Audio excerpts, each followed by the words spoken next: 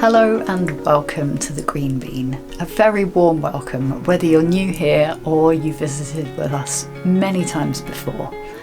I'm really glad you're here.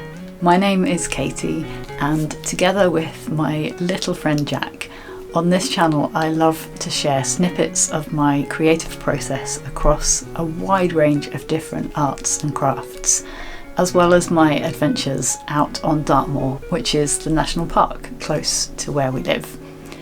This episode is all focused on spinning. I learned to spin a couple of years ago from my friend and fellow YouTuber Becks of the Tiny Fibre Studio. I'll leave a link down below to the video where she taught me on camera how to spin using a drop spindle. I've since progressed to using a HansenCrafts mini e-spinner, which I purchased secondhand from Becks. She upgraded to a new model and I decided to give her original model a new home, and I've been extremely happy with it as a piece of equipment. My favourite thing about the mini spinner is that it's portable. You can see I love taking it out on the moors with me and spinning outside. It's one of the things I love about living so close to Dartmoor, is being able to get out and enjoy the fresh air, whether that's walking with Jack or taking my crafts outdoors. I've got loads to share in this episode about my progress with my spinning, so settle in with a drink and a project of your own, and I hope you enjoy spending some time with me and Jack.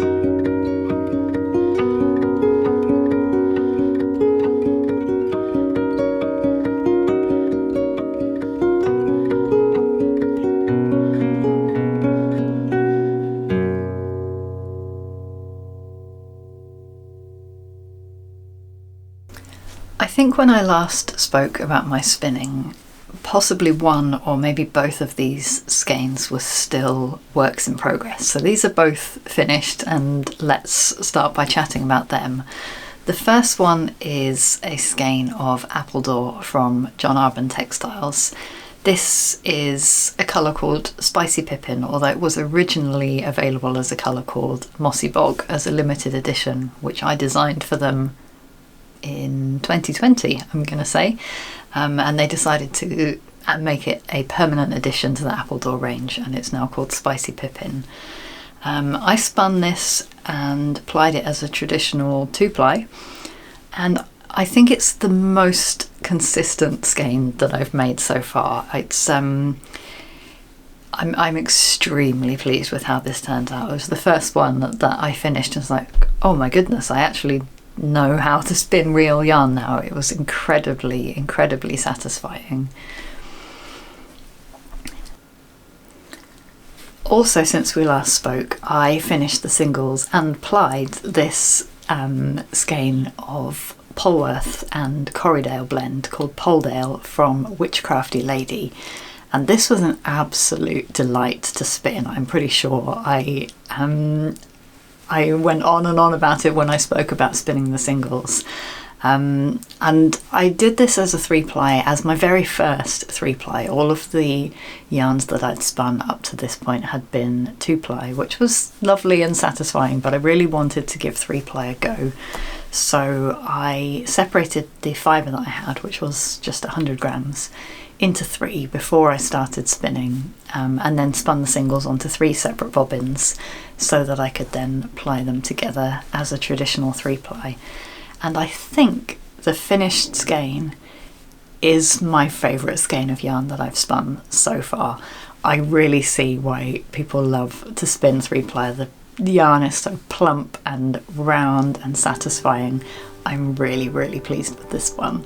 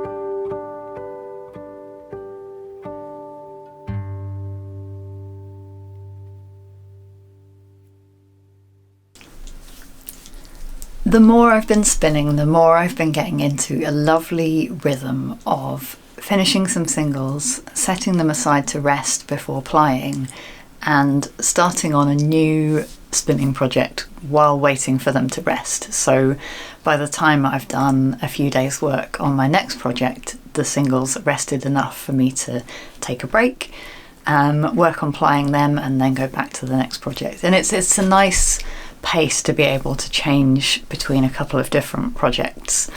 So while I was resting the Poldale from WitchCraftyLady, I picked up some more Appledore from John Arbon Textiles, and this time I wanted to try another new technique, which is spinning from the fold.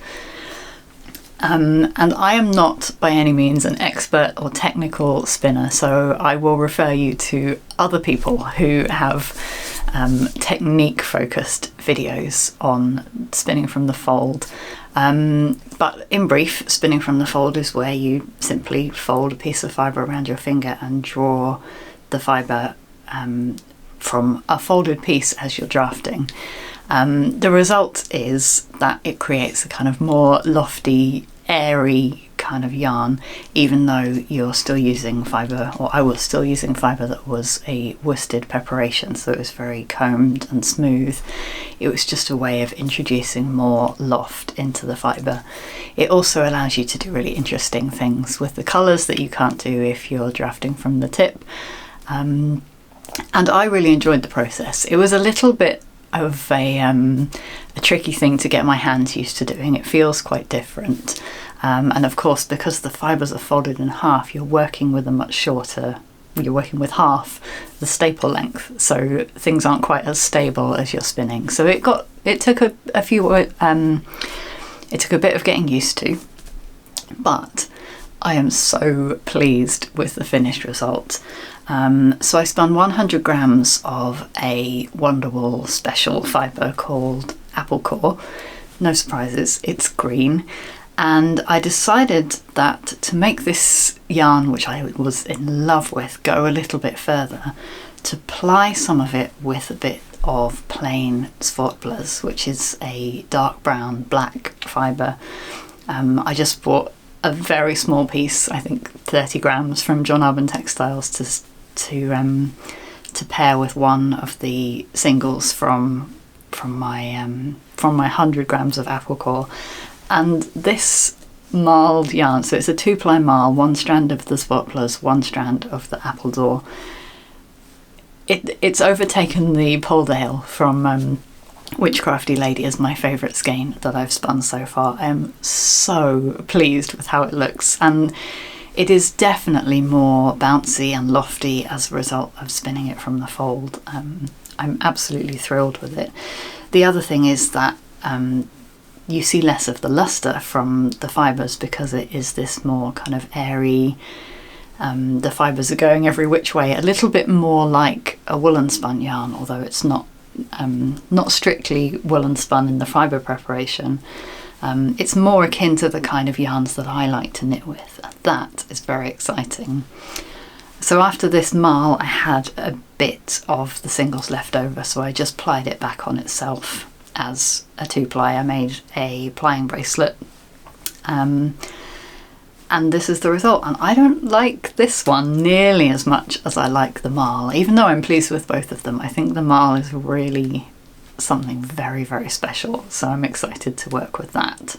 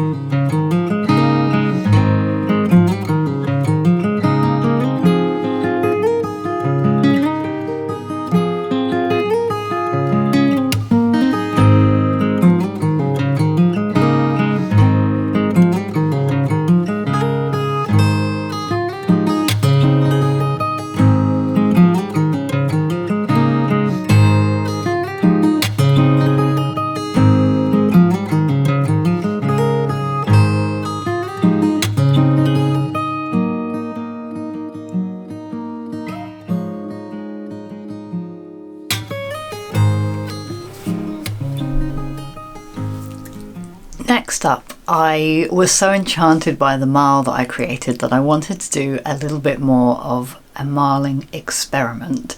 So I picked up these two fibres, again from John Arbon Textiles. By the way, I'm not sponsored by John Arbon Textiles.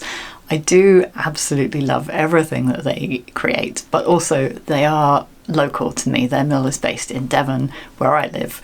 So it's a way of connecting with my landscape and supporting a local business, as well as just thinking that they prepare the most beautiful fibres and yarns.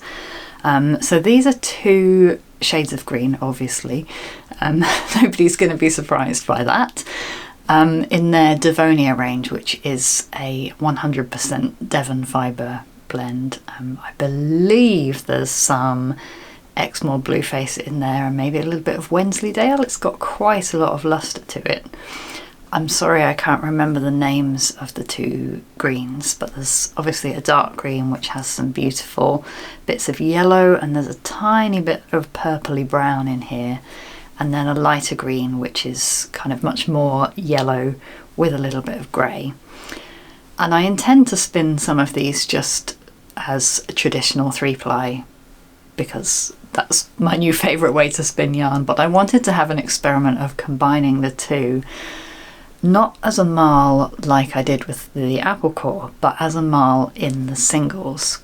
So holding the two tops together as I drafted to combine them and create a marled single, which I will then ply on itself. So it will still be a marled yarn, but a little bit more subtle than the kind of humbug stripe of the other one. And I have now finished those singles.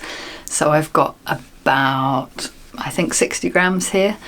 And this time I was not organised and didn't weigh my fibre before I started spinning, so I'm going to have to chain ply this. That will be another new technique for me. I've never done any chain plying before, so I will be learning how to do that, and soon have another little green skein to share with you. And finally, what's on my wheel right now is another fibre that I purchased at Wonderwool this year, but not from John Arbon Textiles.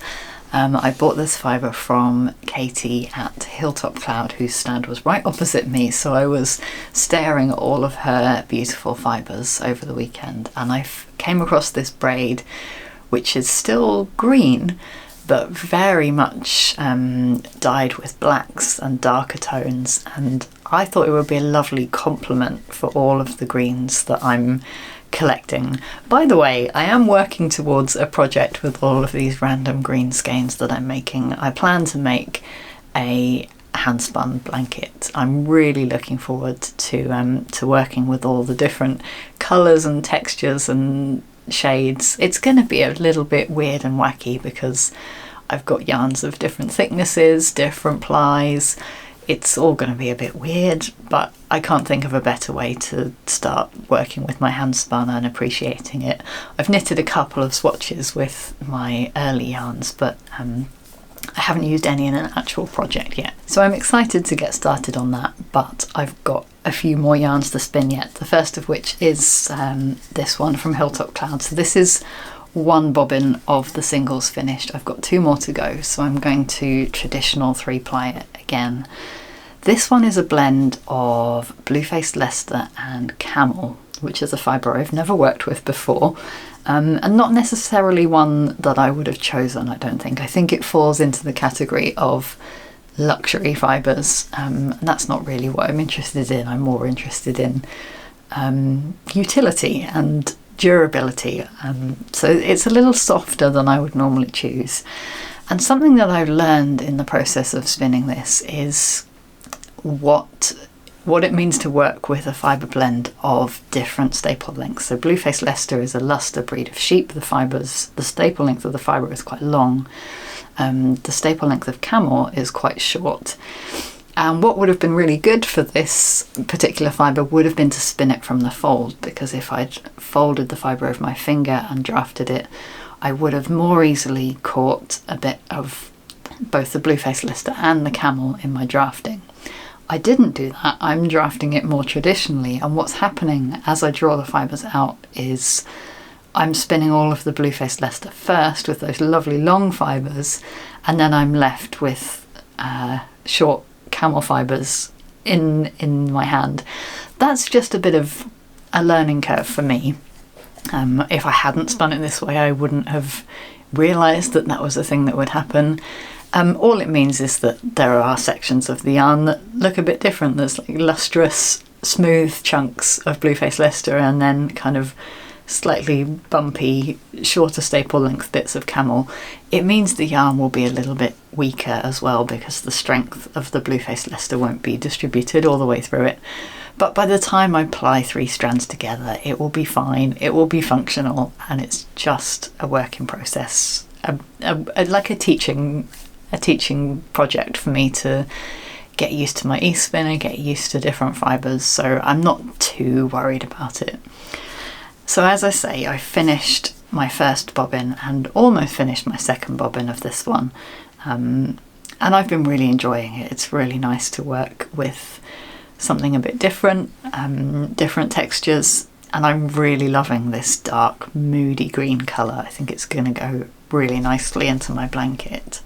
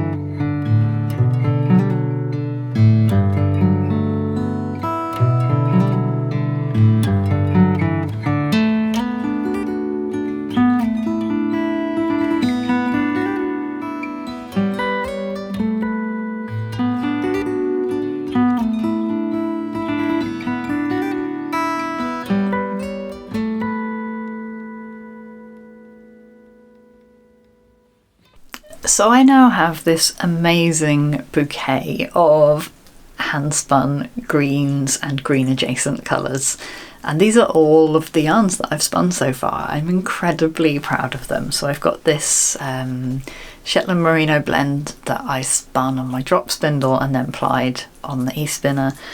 I've got this Whitefaced Woodland from Cat and Sparrow, which was, I can't remember. It's a little bit overplied, this one, but again, it's going into the blanket. It'll be fine. And then this mixed fibre blend from John Arbon, which was the first that I spun on my HansenCrafts mini spinner, which is full of special memories. I love this one. And then, of course, the 4 skeins I've shown you today. And I've got the Hilltop Cloud and the Marling singles to ply up as well. So I'm definitely getting close to having enough yarns for my blanket. And I still have some oddments of green fibre that I want to spin up to add to that project. Obviously these 2 bits of Devonia they're the ones I combined for the Marling singles. I also want to spin some of these on their own to see how they turn out. And I have another amount of the Poldale from WitchCraftyLady in a different green. I'm not quite sure what to do with this. So all of my random greens so far have been 100 gram fibre bundles or less. So amounts that aren't really massively useful for any other project. This one, however, I've got 300 grams. So it's potentially enough to spin for a shawl project or something like that. But I feel like I love this green and would like it in the project. I think it, because it's quite yellowy, it adds a different dimension. So I'm thinking about spinning 100 grams of this for the blanket project and then 200 grams but what can you make with 200 grams? That doesn't seem like a very useful amount of yarn to have. So I'm dithering about what to do with this one. But certainly I'm getting close to having enough yarn spun to start my blanket project, which means, of course, it's time for me to think about what I'm going to spin next. And I really think it's time for me to spin for my first sweater project. So I'm hoping that you're going to help me choose which fibre to use for my first handspun garment.